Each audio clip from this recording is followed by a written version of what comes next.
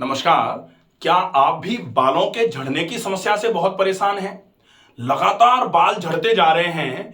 आजकल तो छोटे से छोटा बच्चा जो है, बच्चियों में सामान्य तौर पर जैसे 8-10 साल की बच्ची है, अगर बाल थोड़े से भी बड़े हैं, अगर वो नहाए तो बाल एकदम से गुच्छे के रूप में निकलना चालू हो गए हैं। ये बाल अगर इस तरीके से झड़ रहे हैं और इन झड़ते हुए बालों की वजह से आपकी चिंताएं बढ़ती जा रही हैं, अगर आप बाल के झड़ने का मूल कारण बिना समझे बालों का इलाज करने की कोशिश करते रहेंगे, तो ये मान लीजिए कि बालों का इलाज जो फाइनल स्टेज में सामान्य तौर पर बाल झड़ते हुए बालों का खूब इलाज कराने के बाद जब आराम नहीं मिलता है तो हेयर ट्रांसप्लांट तक करा लिया जाता है। अगर आप बालों के झड़ने के कारण को दूर नहीं करोगे तो ये कंफर्म है कि ट्रांसप्लांटेड हेयर भी आपके नहीं रुकेंगे, वो भी आपके खराब हो जाएंगे अगर आप कारणों को ठीक नहीं कर रहे हो। तो आपके बाल अगर झड़ रहे हैं तो आपको सबसे पहले जानना पड़ेगा कि आपके बालों के झड़ने का कारण क्या है। अगर कारण की तरफ आप जाओ तो दो तरीके के कारण होते हैं। एक तो कारण होता है आपका लोकल कॉज और दूसरा होता है जनरल कॉज। लोकल कॉज का मतलब होता है, लोकल कॉजेज जो हैं वो हैं कि आपके बालों के ऊपर डैंड्रफ हो रहा है आसपास, यहां पर स्कैल्प का हाइजीन मेंटेन नहीं है, ऐसे कॉज को लोकल कॉज माना जाता है कि बालों में डैंड्रफ हुआ है या फिर स्कैल्पाइटिस हो गई है या फिर बहुत ज्यादा पॉल्यूशन में आप रहते हो उसकी वजह से, या बहुत पसीना आता है, पसीना और धूल मिट्टी मिलकर के आपके स्कैल्प के बाल के बिल्कुल जड़ की तरफ जाकर के बहुत ज्यादा ऐसे करके खरोंटे टाइप के आपके निकलना चालू होते हैं, इसको बोला जाता है लोकल कॉज। इसकी वजह से भी बाल झड़ते हैं, तो ये लोकल कॉज में आ जाएगा। अब जनरल कॉज क्या है? जनरल कॉज में बालों की जड़ तक, अगर मान लो ये जैसे खोपड़ी है और इस खोपड़ी में ये बाल हैं इस तरीके से, अब अगर मानो यहां पर ही कोई प्रॉब्लम है तो इसको लोकल कॉज माना जाएगा।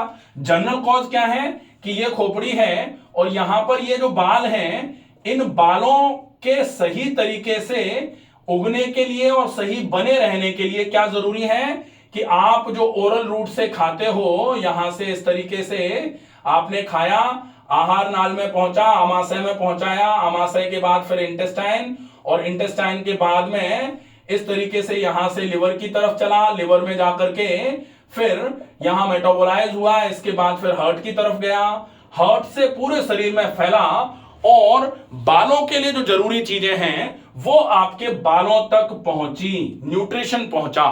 तो अगर आपके शरीर में कहीं न्यूट्रिशन की कमी होगी, उस न्यूट्रिशन की कमी को दूर करने के बजाय अगर आप बालों में तेल लगा लो, बालों में शैम्पू लगा लो, बालों में हेयर मास्क लगा लो, इस पे पड़े रहोगे तो इससे आप इस कॉज को खत्म नहीं करोगे, इस कॉज को खत्म नहीं कर पाओगे, ना ये कॉज खत्म होगा इसको करने से। और अगर कारण ये है तो आप इसको खूब करते रहो, आपको परमानेंट सॉल्यूशन नहीं मिलेगा। परमानेंट सॉल्यूशन कब मिलेगा? जब आप इस न्यूट्रिशन लॉस को बंद कर दो, इस न्यूट्रिशन लॉस को खत्म कर दो, इस न्यूट्रिशन की कमी को पूरा कर दो। अब इसके अलावा एक चीज और होती है, सामान्य तौर पर न्यूट्रिशन लॉस जो है वो दो तरीके से हो सकता है। न्यूट्रिशन लॉस मतलब न्यूट्रिशन की कमी। अब ये कमी किस तरीके से हो सकती है? दो तरीके से। एक तो कारण होता है कि आपने शरीर में पहुंचा नहीं पाया, जैसे अगर मान लो बादाम में विटामिन ई होता है और माना कि विटामिन ई बालों के लिए बहुत जरूरी है, लेकिन आप बादाम खा नहीं सकते या आप बादाम खा नहीं पा रहे हैं ड्यू टू इकोनॉमिकल कंडीशन, तो फिर एक तो होती है कमी कि आप खा नहीं पा रहे इसलिए कम पहुंच रहा है, इसलिए शरीर में कम पहुंच रहा है, और शरीर की कमी जो है वो बालों तक भी कम ही पहुंच पा रही हैं चीजें, इसलिए गड़बड़ है। लेकिन सामान्य तौर पर ऐसा नहीं होता है। अब क्या होता है? दूसरा कारण कि आपको जो चीजें चाहिए शरीर में वो आप खा तो पर्याप्त रहे हो, आप मुंह से लेकर के उसको आमाशय में तो पर्याप्त मात्रा में भर दे रहे हो, और बल्कि इतना भर दे रहे हो जितने की आवश्यकता भी नहीं है, लेकिन आमाशय में पहुंचने के बाद उन चीजों का अवशोषण नहीं हो पा रहा है। और अगर उन चीजों का अवशोषण नहीं होगा तो ये मान लो कि वो आपके लिए खाने के बाद भी बेकार हैं। एक तो यहां कमी इसलिए थी कि आप खा ही नहीं पा रहे थे, लेकिन यहां तो आपने खा भी लिया, खाने के बाद अगर पचेगा नहीं तो भी गड़बड़ है। और यहां न्यूट्रिशन लॉस का सबसे बड़ा बाल के झड़ने का कारण जो है वो ये वाला है कि आप खा तो रहे हो लेकिन आपके शरीर में नहीं लग पा रहा है, लेकिन आपके बालों तक नहीं पहुंच पा रहा है। इसकी वजह से बालों का न्यूट्रिशन कम हो रहा है। और ये जैसे एक बाल जैसे सामान्य तौर पर बहुत ऐसे करके दिखाया जाता ना, ऐसे करके एक बाल दिखाया जा रहा है ऐसे। और अब ये बाल जो है यहां बाल की जड़ है और इस तरीके से ये हेयर बल्ब होता है। अब अगर ये जो है जैसे ये पेड़ है और इस पेड़ की ऐसे करके जड़ें गई हुई हैं और ये जो जड़ें हैं ये मिट्टी में इस तरीके से अच्छे तरीके से गड़ी हुई हैं और मिट्टी में पोषक तत्व तो प्रॉपर हैं और मिट्टी में प्रॉपर नमी है, तो फिर इन जड़ों के माध्यम से पूरा का पूरा पोषण इस पेड़ पर लगता रहेगा और पेड़ इस तरीके से घना हरा भरा बना रहेगा। लेकिन आप इस पेड़ की पत्तियों पर खूब गुलाब जल डालो, गुलाब जल का स्प्रे करो, सब कुछ करो, लेकिन आप इस जगह को बिल्कुल ऐसे कवर कर दो कि यहां पर इस मिट्टी में न्यूट्रिशन नहीं पहुंचने देंगे, तो फिर आप ऊपर से कितना भी इस पेड़ की केयर कर लेना, ये पेड़ रुकेगा नहीं। क्योंकि न्यूट्रिशन जब उसको जड़ से नहीं मिल पा रहा है तो ये धीरे धीरे करके पेड़ सूखना चालू होगा और एक समय आएगा कि ये गिर जाएगा। ठीक इसी प्रकार आपके बालों के साथ भी होता है। अगर आप बालों पर ऊपर से न्यूट्रिशन पहुंचाने पर पूरा फोकस करते रहे और नीचे से आपने अगर न्यूट्रिशन नहीं दिया, ये वाला न्यूट्रिशन जो है कि ये पूरा लगने के बाद यहां तक इस तरीके से न्यूट्रिशन जो जाएगा, आपने मुंह से खाया, आमाशय में गया, आंत में गया, आंत से अब्सॉर्ब होकर लिवर में गया, लिवर से फिर पोर्टल सिस्टम से लिवर में पहुंचा और लिवर से इंफीरियर वेना कावा के थ्रू वो हार्ट में पहुंच गया, हार्ट से फेफड़ों में पहुंचा, ऑक्सीजन लेके आया, फिर हार्ट में आकर के पूरे शरीर में सर्कुलेट होगा। अब पूरे शरीर में सर्कुलेट होगा तो वो किडनी पर भी जाएगा न्यूट्रिशन, वो आपके फेफड़ों पर भी जाएगा न्यूट्रिशन, वो आपके जैसे प्रोस्टेट पे जाएगा, फीमेल में यूट्रस में जाएगा, यूरिनरी ब्लैडर पे जाएगा, आपके घुटनों पे जाएगा, मांसपेशियों पे जाएगा, आंखों पे जाएगा, नाक पे जाएगा, तो बालों पर भी जाएगा। लेकिन अगर आपका ये न्यूट्रिशन का साइकिल यहां से गड़बड़ हुआ है, आपको पाचन संबंधी कोई विकार है या फिर आपकी कोई ऐसी समस्या रही जिसकी वजह से आपने भोजन करने में कोई कमी कर दी, या फिर आपको बहुत लंबे समय से कोई बीमारी हो गई, आपको बार बार उल्टियां हो रही थी, आपके लिवर में कोई गड़बड़ी थी, आपको बहुत लंबे समय से पीलिया बना रहा, या फिर आपको टाइफाइड का बुखार हो गया, या फिर आपको डेंगू का बुखार हुआ था, उसके बाद जब रिकवरी हो जाती है, उस बीमारी में आराम मिल जाता है, उसके बाद फिर कुछ समय तक आपके शरीर में पोस्ट इलनेस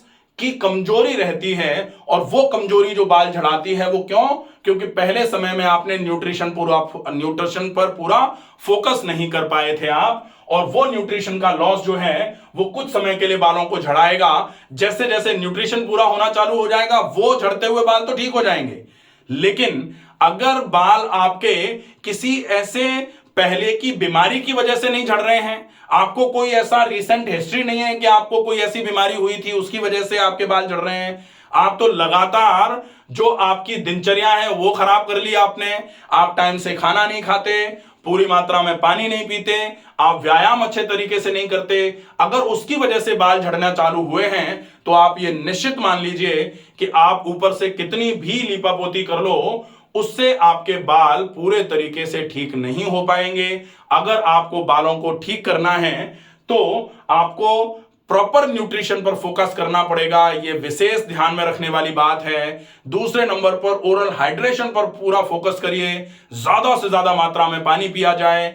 इलेक्ट्रोलाइट इंबैलेंस को पूरा करने के लिए आप इलेक्ट्रोलाइट ले सकते हैं, या मैंने एक वीडियो बना रखा है जिसमें 4 प्रकार के नमक मिलाकर के आप एक सॉल्यूशन, एक पाउडर बना के रख लीजिए, और वो पाउडर आप दिन में 2 बार 1/4 चम्मच या 2-2 3-3 चुटकी 1-1 कप पानी में घोल करके दिन में 2 बार 3 बार पी लीजिए। आपके इलेक्ट्रोलाइट्स जो है वो बैलेंस कंडीशन में रहेंगे, उससे आपको डिहाइड्रेशन फील नहीं होगा, उससे आपके शरीर में पानी की कमियां नहीं होंगी। और तीसरी जो बात जो आपको सबसे ज्यादा ध्यान में रखनी है, सामान्य तौर पर आजकल लोग क्या करते हैं, बाल धो लिए और सुखाने के लिए हेयर ड्रायर का उपयोग करते हैं, और वो ड्रायर जो है ना एक्स्ट्रा हीट, स्ट्रॉन्ग हीट पर चला करके करते हैं। कभी भी इस चीज का उपयोग ना किया जाए। अगर आपको ड्रायर यूज करना ही है तो लो हीट पर आप उसका यूज करिए, और कोशिश करिए बालों को इस तरीके से, आपको सुखाने की आवश्यकता नहीं है। कभी अगर आपको बहुत जल्दी में कहीं जाना आना है, ऐसे समय में अगर आपको सुखाना है तो लो हीट पर ड्रायर को चला करके बाल सुखाइए, जो स्ट्रॉन्ग हीट है उस पर मत चलाइए। इसके अलावा स्ट्रेस भी बाल के झड़ने का एक बड़ा कारण होता है, तो स्ट्रेस मैनेजमेंट के लिए आप ज्यादा से ज्यादा व्यायाम करेंगे, डेफिनेटली अगर आप इन सब चीजों पर फोकस कर लेंगे, आपके बालों के झड़ने में धीरे धीरे करके कमी आना चालू हो जाएगी, और एक समय आएगा कि आपके बाल बिल्कुल झड़ना बंद हो जाएंगे, खूब अच्छी थिकनेस बालों की आ जाएगी, हेयर डेंसिटी जो है वो बहुत अच्छी हो जाएगी। आपको सिर्फ इन सब चीजों पर फोकस करना है, कारणों को समझने पर सबसे ज्यादा ध्यान देना है। आज जो बालों के लिए लोग कह रहे हैं कि ये तेल लगा लो या फिर वो तेल लगाओ, उन्होंने लगाया था, उनके बाल बहुत अच्छे हैं, और वो जंगल में रहते हैं, देखो उनके बाल कितने बड़े हैं। तो जंगल में रहते हुए अगर कोई तेल लगा रहा है तो केवल तेल नहीं लगा रहा है, वो जंगल में रह भी रहा है। जंगल में रहने का मतलब है कि वहां जैसी जलवायु है वो बहुत अच्छी है, वहां का पानी, वहां की वनस्पतियां, वहां के भोजन की व्यवस्था, या फिर जो लोग वहां रह रहे हैं उनकी मेहनत कितनी है, वो शारीरिक श्रम कितना करते हैं। वो अकेला तेल काम नहीं कर रहा है, वो सारी चीजें भी काम कर रही हैं। अगर वो तेल मिलाकर के लेकर के हम आ जाएं और अपने घर में रात को तेल लगा करके सो जाएं और सवेरे सवेरे 10 बजे जागें, जागते ही 10 मिनट 15-20 मिनट में, आधे घंटे में तैयार होकर के ऑफिस के लिए दौड़ें, और फिर खाना खाएं 2-2:30 बजे, उसके बाद फिर पूरे दिन ऑफिस में बैठे रहें, उसके बाद फिर शाम का खाना खाएं रात को 11 बजे, और उसके बाद फिर 2 बजे सोएं रात को वो तेल लगा करके, तो फिर वो तेल काम नहीं करेगा। आपकी लाइफस्टाइल बालों के झड़ने का कारण है, तो लाइफस्टाइल को मैनेज करने पर सबसे ज्यादा फोकस करिए, डेफिनेटली फिर बाकी सारी चीजें काम करेंगी। फिर वो तेल भी काम करेगा, फिर वो हेयर वॉशिंग टेक्निक्स जो होती हैं वो भी काम करेंगी। आजकल पैची बाल उड़ जा रहे हैं, पैच पैच में बाल गायब हो जा रहे हैं स्कैल्प से, एक बड़ा सा चकत्ता टाइप का बीच बीच में बन जा रहा है। ये केवल स्कैल्प के हाइजीन को मेंटेन करने से ठीक हो सकता है।